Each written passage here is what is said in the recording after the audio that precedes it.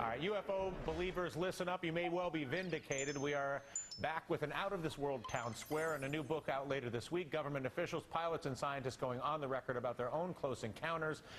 Michio Kaku, professor of physics at CUNY University and host of Sci-Fi Science on the Science Channel, got to read the book early, and he joins us with a review. Quite simply, Professor, do unidentified flying objects without question exist? 95% of all UFO sightings can be immediately identified as the planet Venus, weather balloons, weather anomalies, swamp gas, you name it, we've got it nailed. It's the 5% that give you the willies. 5% remain totally unexplained. And you're saying to 5% unexplained to the point where they are legitimately an unidentified flying object. And we're talking about generals, we're talking about Air Force pilots, we're talking about governors of states that claim that, hey, this is beyond our understanding of the laws of physics. Can I have an unidentified flying object that is not necessarily from some other place? It's possible, but we've looked at all the alternatives. These are multiple sightings by multiple modes. In other words, pilots, eyewitnesses, radar, visual sightings. These are very hard to dismiss, the handful of sightings. One over Alaska, another over Belgium, another over Iran. The handful of things that still cannot be explained defy known laws of physics. Episode on the 17th of November 1986. Involving Japanese Airlines Flight 1628, high above the Alaskan tundra. It involved an investigation by the FAA. This is an official government investigation of the sighting itself. The events of that night were captured on tape. Spinner 1628 heavy, military radar advises they are picking up intermittent primary target behind you, in trail, I say again. The Boeing 747 cargo jet was on a routine flight from Paris to Tokyo, cruising at 600 miles per hour at an altitude of 35,000 feet. It was headed towards Anchorage, Alaska, to refuel. Suddenly, at 5:11 p.m., Captain Kenju Terauchi, a pilot with 29 years flight experience, saw three large, fast-moving, unidentified objects 2,000 feet below. The largest object was described by Captain Terauchi as resembling a shelled walnut. Captain Terauchi said that the main craft was twice the size of an American aircraft carrier. Co-pilot said it was as solid there as if you were seeing an oncoming jet with its lights on, except it wasn't an oncoming jet. After several minutes of observing the UFOs, the pilots realized that the objects were now matching their speed, 600 miles an hour, and tracking them. The captain reported that the objects began, quote, making moves that are impossible for any man-made aircraft to perform. Then, without warning, two of the smaller craft suddenly rose and shot directly in front of the pilot's window. The objects came so close to the aeroplane that Captain Terauchi recalled that the intense glow made his face feel warm. All of a sudden they appear and they're traveling right in front of the aircraft. And they were sort of wobbling back and forth as they moved. They seemed to be only 1,000, maybe 2,000 feet in front of the aircraft and traveling at 600 and some miles an hour. At that very moment, their radio link to Anchorage went dead, leaving the aircraft flying blind. A horrifying catastrophe was seconds away when the UFOs rose and veered left. Deviate from some object, heading 240. Spinner 1628 heavy, deviations approved as necessary for traffic. It's quite a big, like a formation. In his official FAA report, Captain Terauchi said we had to get away from that object. Spinner 1628, sir, do you still have the traffic? Disappear, Spinner 1628. Spinner 1628, I understand you do not see the traffic any longer. Okay. Moments later, an urgent message came in from Elmendorf Air Force Base. The unidentified object had now appeared on their radar. Yeah, that's 1-2 again. We have confirmed there is a flight size of 2 around your 1550 squawk. One primary return only. Okay, where is he following him? It looks like he is, yes. Okay, stand by. The phrase flight size of 2 indicated that JAL 1628 had uninvited guests. 1628 heavy, military radar advises they are picking up intermittent primary target behind you, in trail, I say again. Immediately after this confirmation, the FAA requested that the Air Force scramble jets.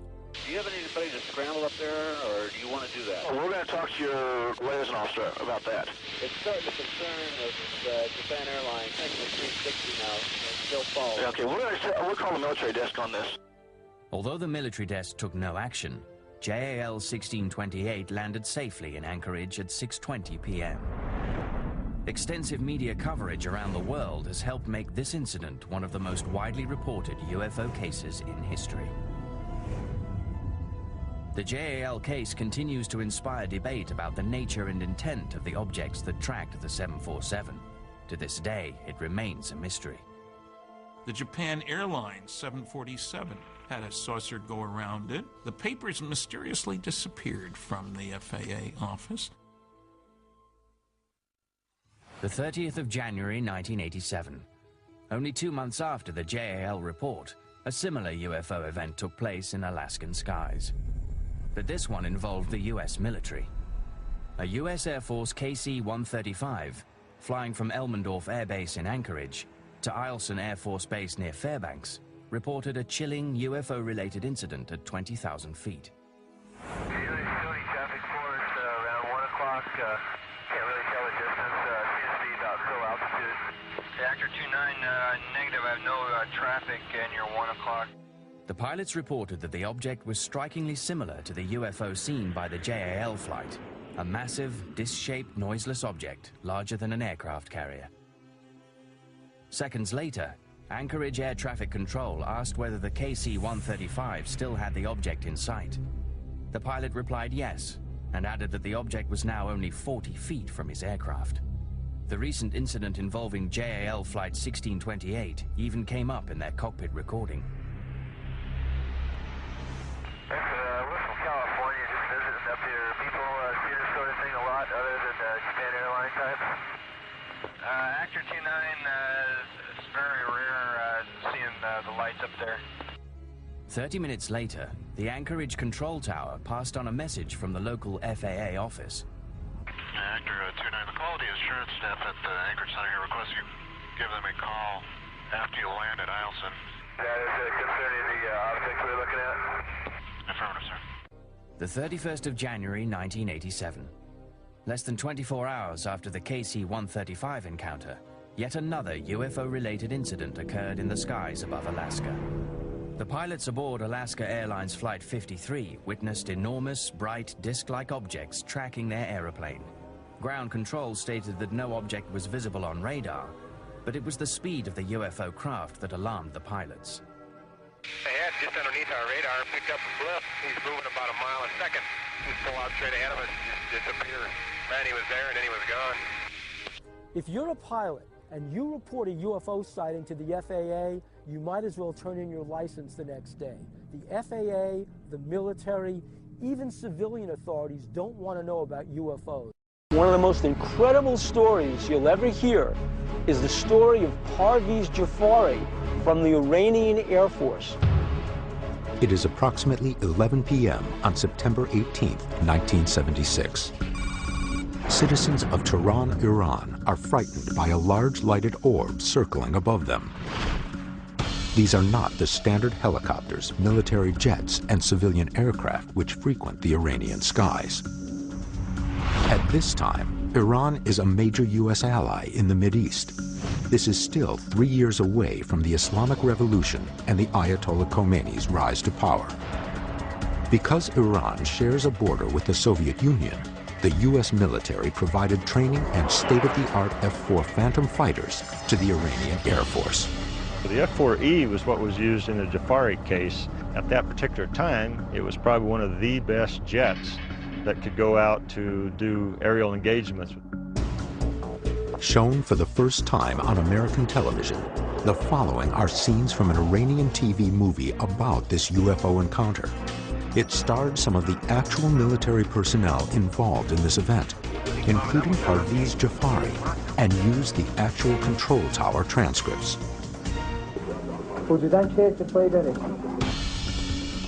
Numerous UFO reports continue to come into the control tower at Mehrabad Airport. These are not military or commercial aircraft. Hussein Peruzi is in charge of the air traffic control tower. He has heard enough and notifies the Iranian Air Force. At 11:31 p.m., they scramble an F-4 from Cherokee Air Base, located in Hamadan, 175 miles southwest of Tehran. The first pilot, Captain Aziz Khani, takes off to investigate the object.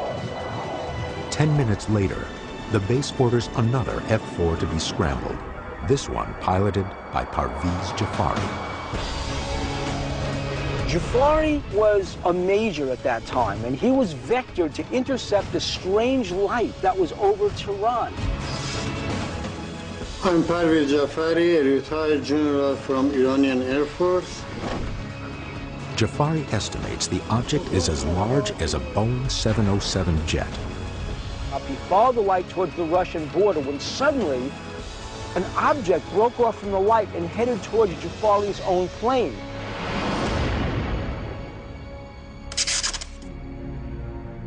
I turned toward it. I put it on my 12 o'clock. I got close to it, and you can't imagine, all of a sudden, it jumped from here to here, just like that. Based on his location, Jafari estimates the object has traveled almost 28 miles to his right in the blink of an eye. This movement was well beyond the capabilities of any man-made object. I asked the tower if they have any flight. They said no, they don't have any flight overhead. As Jafari continues his approach toward the object, he witnesses something incredible. Something like a moon came out of it. A second object came out of the first Another object below the horizon and starts flying toward me. This second orb-like object descends from beneath the triangular lights and races toward Jafari's F-4. Although Jafari is traveling at supersonic speed, this incoming craft streaks by his jet and circles him as if he's standing still. Now imagine I'm flying to a speed of close of sound and something circling around me. After circling Jafari's aircraft, the second orb now returns to the larger diamond-shaped craft, still hovering approximately 25 miles in the distance. For a moment, Jafari thinks he is out of danger, but to his astonishment, another orb has descended and is streaking directly toward his jet for the second time. Jafari now believes he is under attack. He reaches for his instrument panel to arm and fire an AIM-9 heat-seeking missile. But what happens next shocks him. Green and red light should be both on so I could fire. When I looked back on the left side of the instrument panel, the weapon panel was out, no light on it. Jafari believes that in the heat of combat with this UFO, it sent a massive pulse of electromagnetic energy toward his plane, temporarily of the onboard electronics, including the navigation equipment, avionics, and weapons systems. With a disabled missile system and no way to defend against this unknown object, Jafari considers ditching his plane. I thought if it comes closer than 4 or 5 miles, I'm going to jump out. But before Jafari has to make that fateful decision, the object reverses direction and once again returns to the larger craft. When it moved away from me, I could see the main object dead and went right underneath of it and disappeared. Having just endured a harrowing engagement with multiple UFOs over the dark skies north of Tehran, Major Jafari decides it is no longer safe to continue tracking this mysterious diamond-shaped object. He is granted permission to return to Tehran, but as he descends, he realizes a second chapter of his encounter is about to unfold. When I was on descent, again another of these round shape was chasing me. As Jafari descends for his approach to Mehrabad Airport, he sees another small object chasing from behind. On his final approach, he looks over his shoulder and witnesses the object descending toward the desert floor. I could see all of the sands on the ground, which was so bright, so bright. Jafari is diverted from landing and is ordered to identify the object that has appeared to touch down near the airbase. According to both military and civilian eyewitnesses, the object is believed to have crash-landed just outside of Tehran, Iran. In a very fast speed toward the ground, which I thought I will see a very, very big explosion, but it didn't happen. The object came right on the ground and stopped there. Upon landing at Mirabad Airport, Parviz Jafari knew he would have to soon debrief his commanders about the night's events. What he didn't realize is that the Iranian military weren't the only ones interested in his encounter. One of the American colonel was listening to me, writing, taking note. How deeply was the CIA involved in this case and its cover-up? When Jafari landed, there were American CIA agents and an Air Force colonel waiting for him to debrief him. Seen on television for the first time ever, the unclassified official military report. Why did this document go all the way to the White House? And what was found the next day at the crash site? Over Iran in 1976, Major Parviz Jafari has a harrowing dogfight encounter with what he thinks is a UFO. Upon landing, he was debriefed by high-ranking Iranian military officials. There was also an American CIA agent present. The agent filed a report, which is now unclassified, that was distributed to the CIA, the Air Force, the Secretary of State, the Secretary of Defense, and the White House. It was titled, quote, "Iran reported UFO sighting." According to the report, a UFO was seen about 11 p.m. on September 18, 1976. Besides Jafari's sighting, the control tower received, quote, 4 telephone calls from citizens living in the Shemiran area of Tehran, saying they had seen strange objects in the sky. Some reported a bird-like object, while others reported a helicopter. There were no helicopters airborne at that time. The report details and confirms Jafari's sighting, including the loss of his avionics. Quote, "As the F-4 approached a range of 25 nautical miles, he lost all instrumentation and communications." The report further confirms that 2 objects were seen, one as big as, quote, "a 707 tanker," and again, quote, "The second object headed straight toward the F-4 at a very fast rate of speed," and then, quote, "The pilot attempted to fire an AIM-9 missile at the object, but at that instant, his weapons control panel went off." And then, quote, "initiated a turn and negative G dive to get away."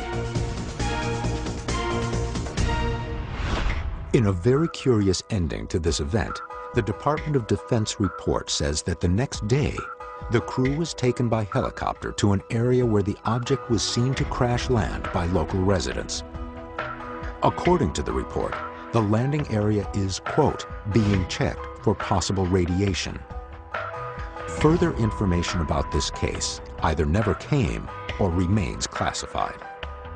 I saw it, so I have to believe it. So then, by that definition, does this confirm the existence of life on other planets, in your opinion? I wouldn't go that far. We need alien DNA or an alien chip. That would nail it to the wall right there. We don't have that. We don't have the smoking gun. But this book is as close as you're going to get to the smoking gun. We're talking about senior military officials who were involved in the investigations of these incidents saying we are clueless. If you were to look at those who argue, well, hang on, there's no way that they could get here from some other planet, that the technology doesn't exist, the stars are too far away, you rebut that sort of thinking with what?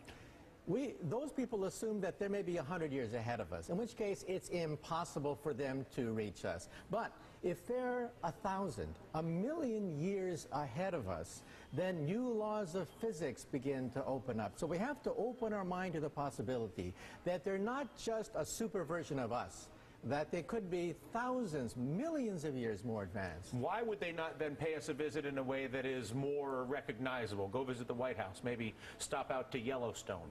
My point of view is if you're walking on a country road in, say, an anthill, you go down to the ants and say, I bring you trinkets, I bring you beads, I give you nuclear energy, or perhaps maybe you step on a few of them. If they're that advanced, maybe they simply are not that interested in us. All right. Listen, Professor, it is an absolute pleasure. If we have any strange sightings, at least now I know who to call. All right, UFO believers, listen up. You may well be vindicated. We are back with an out-of-this-world town square and a new book out later this week. Government officials, pilots, and scientists going on the record about their own close encounters. Michio Kaku, professor of physics at CUNY University and host of Sci-Fi Science on the Science Channel, got to read the book early, and he joins us with a review. Quite simply, Professor, do unidentified flying objects without question exist? 95% of all UFO sightings can be immediately identified as the planet Venus, weather balloons. 28 heavy military radar advises they are picking up an intermittent primary target behind you, in trail, I say again. The Boeing 747 cargo jet was on a routine flight from Paris to Tokyo, cruising at 600 miles per hour at an altitude of 35,000 feet. It was headed towards Anchorage, Alaska, to refuel. Suddenly, at 5:11 p.m., Captain Kenju Terauchi, a pilot with 29 years flight experience, saw three large, fast-moving, unidentified objects 2,000 feet below. The largest object... Pilots, eyewitnesses, radar, visual sightings. These are very hard to dismiss, the handful of sightings. One over Alaska, another over Belgium, another over Iran.